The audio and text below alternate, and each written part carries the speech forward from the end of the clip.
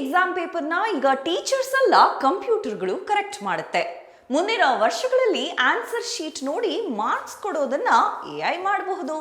ಹಾಗಾದ್ರೆ ಇದರಿಂದ ಮಕ್ಕಳ ಫ್ಯೂಚರ್ ಸೇಫ್ ಆಗುತ್ತಾ ಅಥವಾ ಸಿಸ್ಟಮ್ ಸಂಪೂರ್ಣ ಚೇಂಜ್ ಆಗುತ್ತಾ? ಇದು ಕೇವಲ ಅಪ್ಡೇಟ್ ಅಲ್ಲ, ಭಾರತದ ಎಜುಕೇಶನ್ ಸಿಸ್ಟಮ್ನಲ್ಲಿ ಆಗುತ್ತಿರುವಂತಹ ದೊಡ್ಡ ಬದಲಾವಣೆಯ ಸಿಗ್ನಲ್. ನಮಸ್ಕಾರ, ನಾನು ಶ್ವೇತಾ, ಸುಮನ್ ಟಿವಿ ಎಜುಕೇಶನ್ಗೆ ಸ್ವಾಗತ. ಈಗ ನಾವು ಒಂದು ದೊಡ್ಡ ಸೈಲೆಂಟ್ ರೆವಲ್ಯೂಷನ್ ಅನ್ನ ನೋಡ್ತಾ ಇದ್ದೀವಿ. CBSE ಈಗ ನಿಧಾನವಾಗಿ ಒಂದು ಹೊಸ ಸಿಸ್ಟಮ್ನ ಕಡೆಗೆ ಮೂವ್ ಆಗ್ತಾ ಇದೆ. ಅದಕ್ಕೆ ಹೆಸರು ಆನ್ ಸ್ಕ್ರೀನ್ ಮಾರ್ಕಿಂಗ್, OSM ಅಂತ. ಹಾಗಂದ್ರೆ ಏನು ಗೊತ್ತಾ? ನೀವು ಎಕ್ಸಾಮ್ ಬರೆದು ಆನ್ಸರ್ ಶೀಟನ್ನು ಸಬ್ಮಿಟ್ ಮಾಡಿದ ಮೇಲೆ ಆ ಪೇಪರ್ ಟೀಚರ್ ಕೈಗೆ ಹೋಗೋದಿಲ್ಲ. ಅದನ್ನು ಸ್ಕ್ಯಾನ್ ಮಾಡಲಾಗುತ್ತೆ ಮತ್ತು ಕಂಪ್ಯೂಟರ್ನಲ್ಲಿ ಆನ್ಸರ್ ಶೀಟನ್ನು ಓಪನ್ ಮಾಡಿ ಅಲ್ಲಿ ಎಕ್ಸಾಮಿನರ್ ಮಾರ್ಕ್ಸ್ ಕೊಡ್ತಾರೆ. ಹಾಗಾದರೆ ಇದರಿಂದ ಏನು ಚೇಂಜ್ ಆಗುತ್ತೆ ಗೊತ್ತಾ? ಮೊದಲನೆಯದು, ಟ್ರಾನ್ಸ್ಪರೆನ್ಸಿ ಹೆಚ್ಚಾಗುತ್ತೆ. ಪೇಪರ್ ಕಳೆದು ಹೋಗೋ ಚಾನ್ಸು ಕಡಿಮೆ ಆಗುತ್ತೆ. ರೀಚೆಕಿಂಗ್ ಪ್ರಾಸೆಸ್ ಈಸಿಯರ್ ಆಗುತ್ತೆ ಮತ್ತು ಮಾರ್ಕ್ಸ್ ಎವ್ಯಾಲ್ಯೂಯೇಷನ್ ಫಾಸ್ಟ್ ಆಗಿ ಆಗುತ್ತೆ. ಆದರೆ ಇಲ್ಲಿ ಒಂದು ದೊಡ್ಡ ಕ್ವೆಶ್ಚನ್ ಇದೆ. ಕಂಪ್ಯೂಟರ್ನಲ್ಲಿ ಕರೆಕ್ಷನ್ ಮಾಡಿದ್ರೆ ಹ್ಯೂಮನ್ ಜಡ್ಜ್ಮೆಂಟು ಸೇಮ್ ಆಗಿ ಇರುತ್ತಾ ಅಂತ. ಈ ಒಂದು ಚರ್ಚೆಯ ಬಗ್ಗೆ ಬಹಳಷ್ಟು ಡಿಬೇಟ್ ಆಗ್ತಾ ಇದೆ. ಇನ್ನೊಂದು ದೊಡ್ಡ ವಿಷಯ ಏನಪ್ಪ ಅಂತ ಅಂದರೆ, ಎಜುಕೇಷನ್ ಸಿಸ್ಟಮ್ನಲ್ಲಿ AI ವೇಗವಾಗಿ ಬರ್ತಾ ಇದೆ. AI ಅಂದರೆ ಕೇವಲ ಚಾಟ್ ಬಾಟ್ ಅಲ್ಲ, ಅದು ಈಗ ಲರ್ನಿಂಗ್ ಸಿಸ್ಟಮ್ ಆಗಿ ಟ್ರಾನ್ಸ್ಫಾರ್ಮ್ ಆಗ್ತಾ ಇದೆ.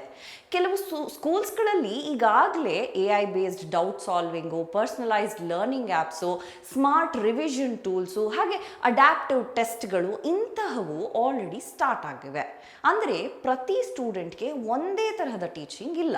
ಸ್ಟೂಡೆಂಟ್ನ ಕೇಪಬಿಲಿಟಿ ಪ್ರಕಾರ ಲರ್ನಿಂಗು ಚೇಂಜ್ ಆಗ್ತಾ ಬರ್ತಾ ಇದೆ.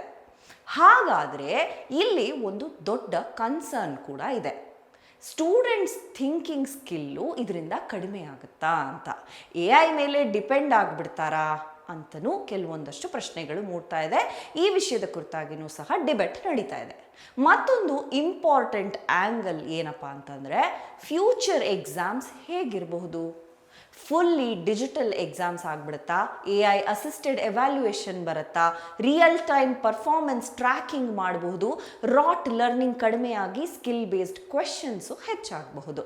ಅಂದರೆ ಎಕ್ಸಾಮ್ ಸಿಸ್ಟಮು ಮೆಮೊರೈಸೇಷನ್ಗಿಂತಲೂ ಅಂಡರ್ಸ್ಟ್ಯಾಂಡಿಂಗ್ ಮೇಲೆ ಹೆಚ್ಚು ಫೋಕಸ್ಡ್ ಆಗಬಹುದು ಅಂತ ಹೇಳಲಾಗ್ತಾ ಇದೆ.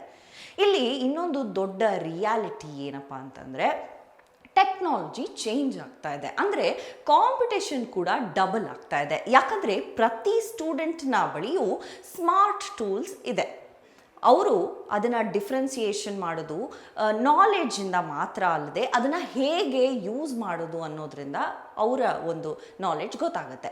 ಈಗ ಇನ್ನೊಂದು ಪ್ರಮುಖ ಪ್ರಶ್ನೆ ಅಂದರೆ, ಈ AI ಮತ್ತು ಡಿಜಿಟಲ್ ಸಿಸ್ಟಮ್ ಸ್ಟೂಡೆಂಟ್ಸ್ಗೆ ಎಷ್ಟು ಅಡ್ವಾಂಟೇಜ್ ಆಗುತ್ತೆ ಅಥವಾ ಇದೇನಾದರೂ ಪ್ರೆಷರನ್ನು ಇನ್ನೂ ಹೆಚ್ಚಿಸುತ್ತಾ ಅನ್ನುವಂಥದ್ದು ಬರುತ್ತೆ.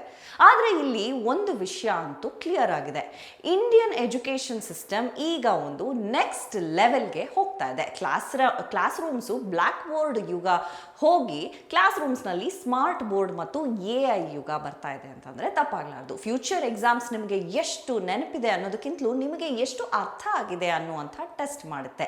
ಇದೇ ರೀತಿ ಇನ್ನಷ್ಟು ಇನ್ಸೈಟ್ಗಳಿಗಾಗಿ ನಮ್ಮ ಚಾನಲನ್ನು ಫಾಲೋ ಮಾಡಿ ಅಂತ ಹೇಳ್ತಾ, ನೋಡ್ತಾ ಇರಿ ಸುಮನ್ ಟಿವಿ ಕನ್ನಡ ಎಜುಕೇಷನ್.